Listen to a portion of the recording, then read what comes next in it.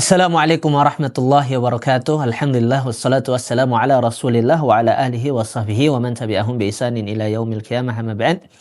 Ini adalah pertemuan pertama. Insyaallah kita akan membahas kitab Unwanul Hikam.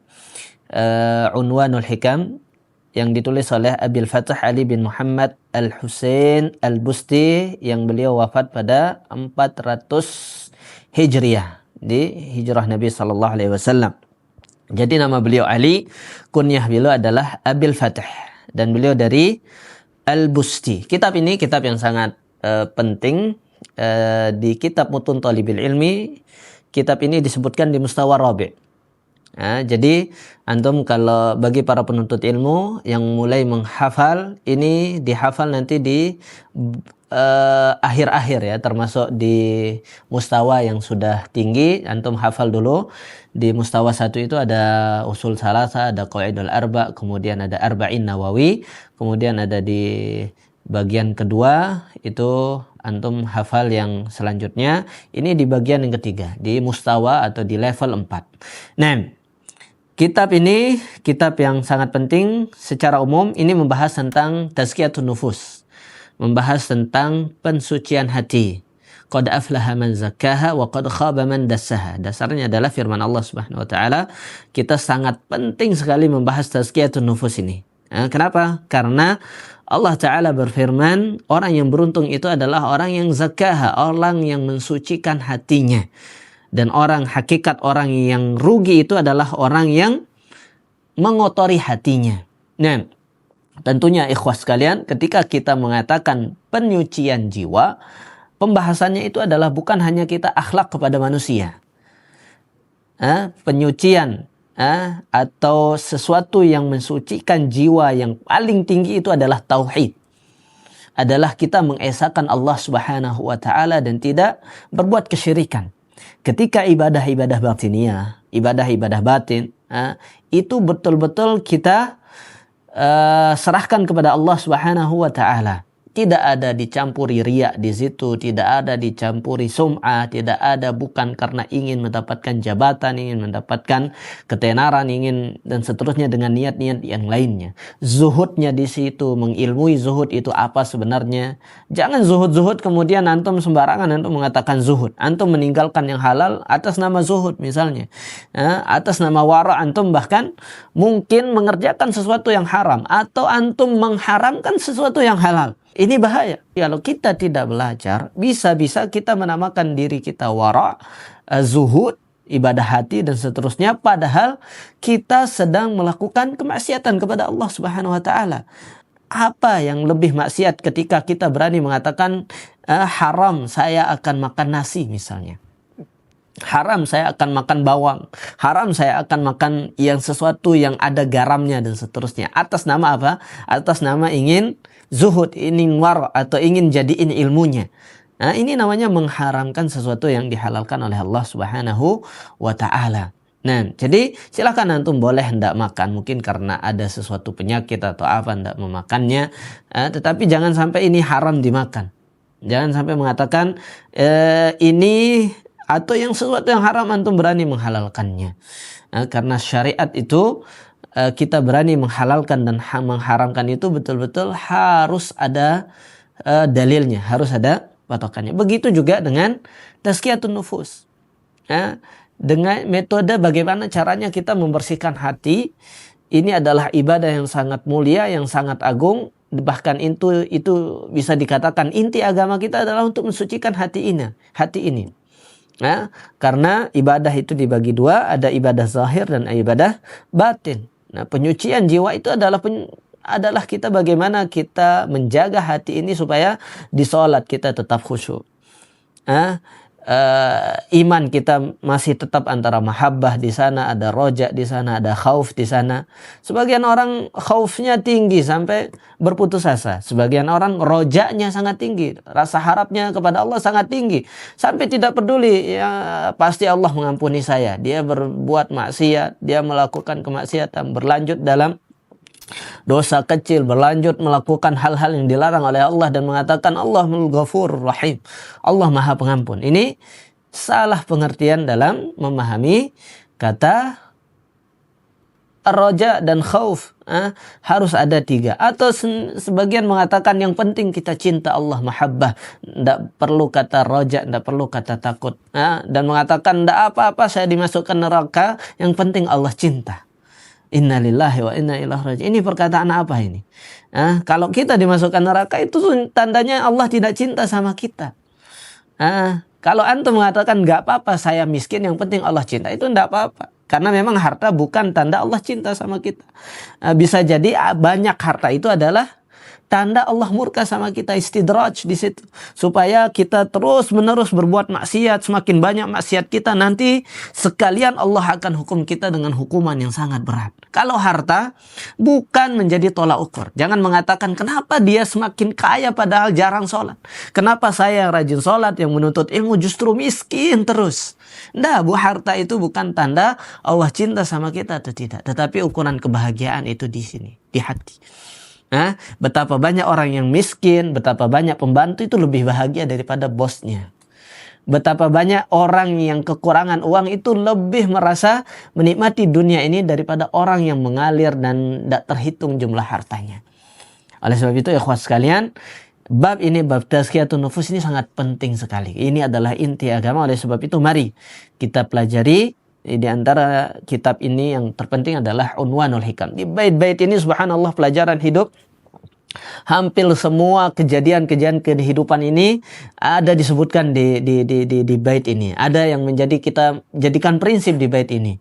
Ketika kita mendapatkan musibah, ketika disakiti teman, ketika ternyata harus kita menghadapi takdir yang tidak sesuai ekspektasi, ketika kita mengharapkan sesuatu yang ternyata mengecewakan kita, ketika kita punya anak ternyata tidak menjadi sesuai harapan kita dan seterusnya, kita atau sebaliknya, kita tidak pernah mengharapkan sesuatu ternyata kita diberikan nikmat yang sangat luar biasa. Ada semuanya menjadi perwakilan kejadian-kejadian kehidupan ini. Taib, nomor yang pertama.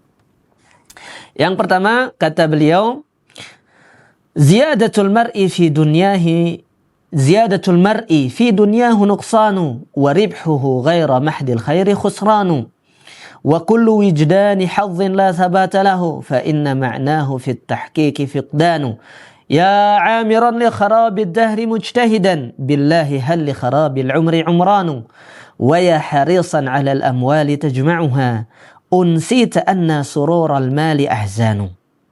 Ini bagian yang pertama yang akan kita bahas. Al-baitul awwal ila al-baitul rabi'. Bait yang pertama sampai bait yang keempat insyaallah ta'ala. Secara umum, syair ini membahas tentang apa? Membahas tentang hakikat kehidupan. Hakikat kehidupan kita tentang harta. Seperti yang saya berikan mukaddimah tadi, itu, apakah harta itu menjadi tolak ukur kebanyakan harta atau jabatan itu menjadi tolak ukur kebahagiaan, tolak ukur Allah cinta sama kita atau tidak. Nah, yang pertama kata beliau ziyadatul mar'i fi dunyahu nuqsanu. Ziyadah ini jumlah ismiyah, tentunya dia jadi mubtada. Mana khabarnya? Nuqsanu. Ziyadatul mar'i fi dunyahu. Ada apa ketika orang bertambah hartanya? Tambahan harta bagi seseorang itu adalah apa? Kata beliau adalah nuqsan, adalah sebuah kekurangan. Lihat, di sini dia tidak mengatakan ziyadatul mar'i fi dunyah itu adalah sebuah ziyadah. Itu adalah sebuah the best, itu sebuah prestasi, itu sebuah keuntungan. Seperti kita nilai sekarang, saudara kita semakin dia sukses, semakin banyak hartanya, itulah ukuran orang sukses. Padahal kita tidak tahu, dia betul-betul tidak mencari harta itu lewat jalan yang halal. Atau mungkin kita tidak mau tahu, tidak peduli. Terserah dia mau mengambil lewat jalan mana, yang penting dia banyak hartanya. Yang penting bertambah hartanya. Kita tetap berikan jempol, kita berapresiasi. Sedangkan yang lain, saudara kita, keluarga kita, yang tetap menjaga agamanya, yang belajar agama atau yang jadi penuntut ilmu atau yang menjadi dai, kita melihat dia tetap miskin, pakai motor butut, belum punya rumah, sudah bertahun-tahun, sudah lulus kuliah tapi masih pontang-panting, masih tidak stabil ekonominya. Kita katakan, nah ini tidak sukses-sukses antum. Ikhwah sekalian, barakallahu fiik.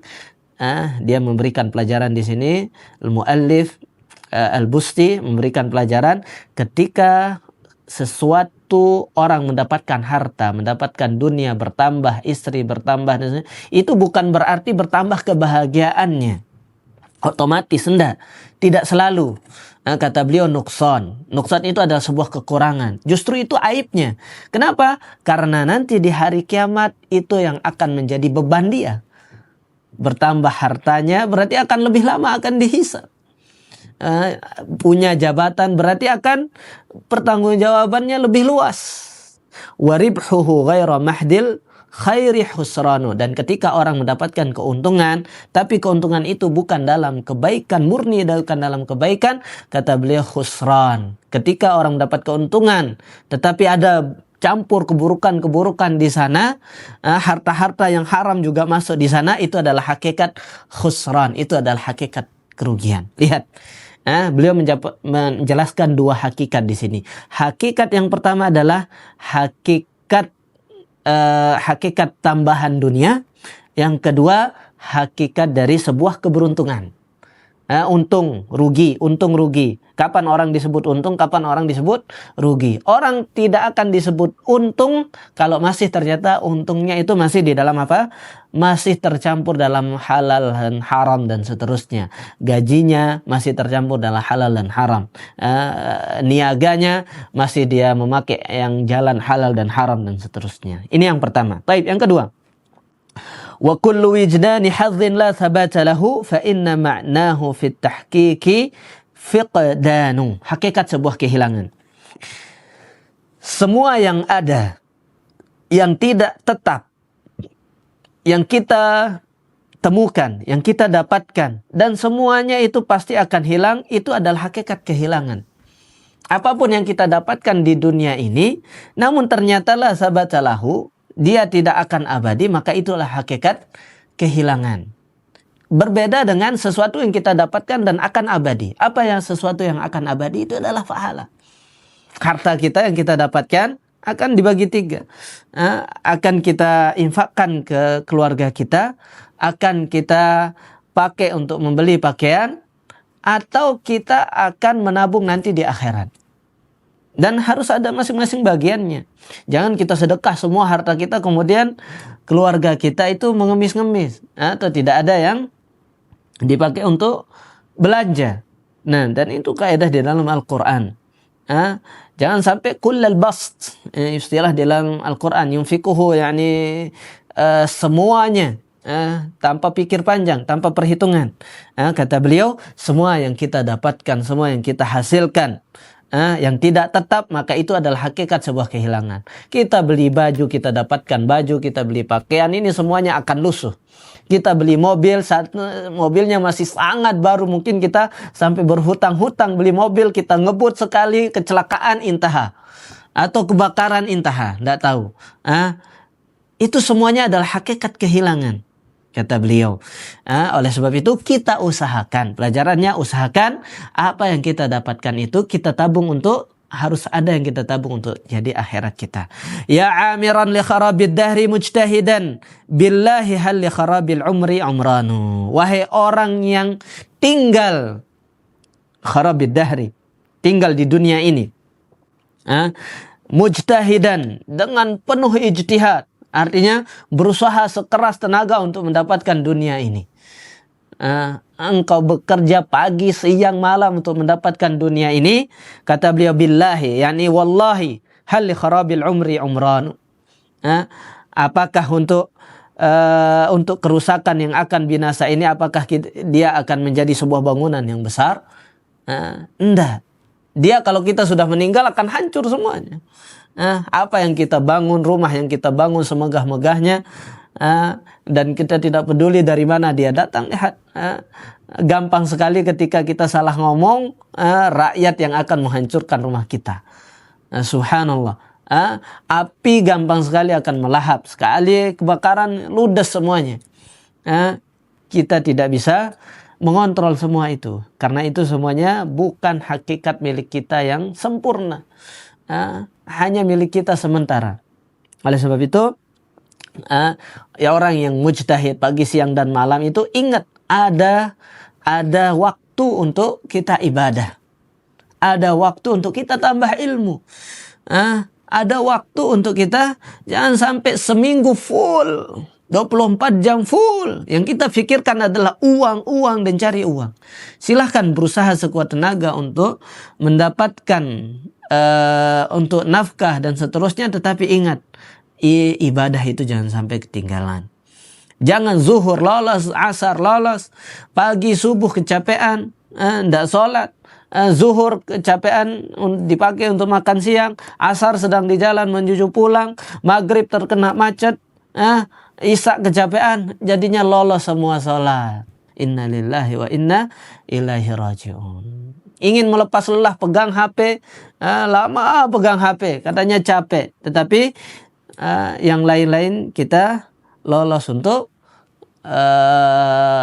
melaksanakan ibadah-ibadah tersebut.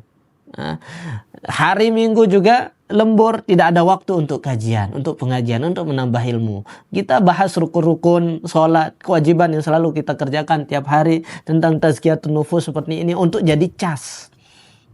Belajar fikih saja akan mengeraskan hati kita. Belajar kaidah saja akan, kalau kita tidak tazkiyatun nufus, tidak belajar tazkiyatun nufus, bahkan tazkiyatun nufus ini sebenarnya kita harus pelajari setiap detik, setiap menit. Karena hati kita berbolak-balik, kadang ikhlas, kadang dan seterusnya, kadang lemah, kadang futur dan seterusnya. Dan tazkiyatun nufus diantaranya adalah dengan kita membaca kitab tentang tazkiyatun nufus, membaca sirah ulama. Tentunya juga yang paling penting adalah kita membaca Al-Quran untuk membersihkan hati, untuk memasukkan semangat lagi di dalam diri kita. Bait yang terakhir, wa ya harisan 'alal amwali tajmu'aha. Wahai orang yang serakah, orang yang semangat sekali untuk mengumpulkan harta, unsita anna surural mal ahzanu. Kalian telah dilupakan. Kalian telah lupa bahwasanya kebahagiaan atau kesenangan harta itu adalah hakikat kesedihan. Berbicara tentang harta, hakikat kita punya harta. Hakikat punya harta itu adalah bukan murni kebahagiaan. Justru hakikat mengumpulkan harta itu adalah ternyata itu akan membawa kita ke dalam kesedihan, kesusahan, kegalauan. Lihat, ketika kita pakai helm misalnya, helm saja, subhanallah. Helm biasa-biasa yang sudah jadul, sudah istilahnya banyak gores-goresannya, kita tinggalin helm ini, rohah hati kita, tenang hati kita. Kita masuk mall, kita lepas di parkiran, lepas sudah, tidak ada beban kita untuk tinggalkan helm tersebut. Kalau kita beli helm 1 juta, 500.000 masih baru misalnya, yang keren gitu, ada yang 2 juta, ada yang sampai beli 5 juta beli helm. Subhanallah, dia bungkus helmnya itu dibawa masuk ke helm, ke mall, dibawa jalan, dibawa, atau dia beli box untuk taruh helm tersebut. Ini menyadarkan kita ketika justru bertambah harta sering sekali itu membuat repot. Ini baru helm. Ketika kita pakai mobil misalnya, mobil yang sudah tua, udah bodinya sudah macam-macam, lecet dan seterusnya, rohah kita taruh parkir dimanapun, slow kita akan pergi. Ini yang masih baru, belum keluar platnya misalnya, kita taruh di sini, ndak enak hati kita di pinggir jalan, ndak enak hati kita mau pergi, bahkan mungkin kita malas pulang ke kampung gara-gara jalannya jelek, mobil kita baru. Jadi gara-gara mobil baru justru itu yang menghalangi kita untuk silaturahim, untuk menyambung rahim kita, untuk mengunjungi keluarga kita. Lihat bagaimana menambah harta ini membuat kita apa? Membuat kita justru sengsara, membuat kita galau, membuat kita sedih, membuat kita semakin tidak bisa berpikir tenang. Apalagi di rumah kita ada uang yang banyak, kita tabung di bank, justru di bank nanti mudah ketilep. Katanya ada hack digital dan seterusnya. Kadang-kadang bank tidak bertanggung jawab, dan banyak kejadian tiba-tiba ratusan juta raib di rekeningnya. Hampir tidak ada tempat yang aman. Kita taruh di rumah, harus beli berangkas di atas jutaan. Kalau ditaruh di tempat ini kadang-kadang kebakaran. Ya Allah, subhanallah, begitulah harta. Begitulah harta. Kita beli tanah tanahnya dianggurin, katanya harus diambil pemerintah nanti. Kita tidak sempat untuk mengelola tanah itu, ternyata nanti akan diambil pemerintah. Jadi susah lagi, harus bayar pajak lagi. Beli mobil 1, 2, 3, 4 nggak sempat dipakai, rusak mobilnya, bayar pajak dan seterusnya. Subhanallah. Begitulah dunia. Makanya apa solusinya? Solusinya belilah dunia sesuai kebutuhan kita. Kita butuh mobil yang bagus, silahkan. Kalau kebutuhannya ternyata butuh perjalanan jauh, jangan beli mobil yang suka mogok-mogok. Kalau memang mampu untuk beli mobil yang bagus, antum perjalanan jauh, antum bisnis misalnya, antum butuh harus perjalanan yang cepat, antum beli mobil yang bagus. Jangan tiba-tiba mogok sini, mogok sana dan seterusnya. Tetapi ketika tidak ada budget atau keuangan minimal, ya sudah bismillah, beli mobil, beli kendaraan yang sesuai kebutuhannya. Kalau memang belum ada, jangan sampai kita paksakan. Nah, ini bait 1 sampai 4 semuanya membahas tentang hakikat dunia. Hakikat kita bertambah harta kita, hakikat apa itu prestasi, ya bait yang kedua. Apa itu sebenarnya dunia ini adalah disebut sebagai kharabid dahr, zaman yang akan hilang dan punah. Kemudian bait yang keempat tentang harta. Harta justru akan membuat kita akan semakin sedih. Jazakumullah khairan. Semoga nasihat yang singkat ini dari beliau bisa membuat kita mensucikan hati kita. Kita tidak terlalu nafsu, tidak terlalu rakus dengan dunia ini sampai menghalalkan sesuatu yang haram. Dengan segala cara kita dapatkan dunia ini, dan kita bisa lebih bijak di dalam berbelanja, di dalam mencari harta dan dalam menginfakkan harta kita. Subhanakallahumma bihamdika asyhadu an la ilaha illa anta astaghfiruka wa atubu ilaik. Assalamualaikum warahmatullahi wabarakatuh.